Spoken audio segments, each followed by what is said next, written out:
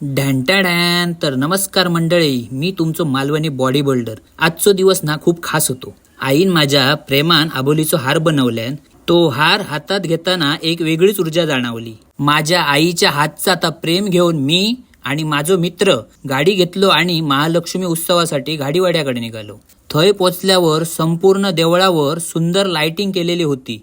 मंदिर अक्षरशः उजळान निघालेला. चप्पल बाहेर काढलो आणि मनापासून आत प्रवेश केलो. मी येताना ओटी घेऊन इलेलोय. ती ओटी शेजारच्या ताईन अगदी प्रेमान भरले. त्या क्षणी जाणवला की उत्सव म्हणजे फक्त कार्यक्रम नसता, ती माणसांची एक आपुलकी असता. थोडो वेळ देवळात शांत बसलो. भटजी सत्यनारायणची कथा वाचित होते. पूजा सुरू होती. मंत्राचो आवाज आणि वातावरणातली भक्ती मन अगदी प्रसन्न झाला. देवीचा दर्शन घेताना सगळं थकवं नाहीसं झालो. महाप्रसादाक अजून थोडो वेळ लागणार होतो म्हणून आम्ही नदी काठावर गेलो. आणि बघा हेका काय आणि किती सांगतलं. फोटो काढू माझी किती खटाटोप बघा. पण शेवटी छान फोटो काढलो. कशा? कारण पुढे जाऊन जुन्या आठवणी जपण्यासाठी. परत थोड्या वेळानंतर मंदिरात इलो. महाप्रसाद घेतलो. साधा पण मन भरून टाकणारं जेवण होता. पोट भरला आणि मग आम्ही समाधानान घरी निघालो. आज पुन्हा एकदा जाणवला की आनंद ह्यो मोठ्या गोष्टीत नसता, तर तो अशा छोट्या छोट्या क्षणांमध्ये दडलेलो असता. अशाच सुंदर आठवणींसाठी आणि सकारात्मक गोष्टीसाठी माका फॉलो करू विसरा नका.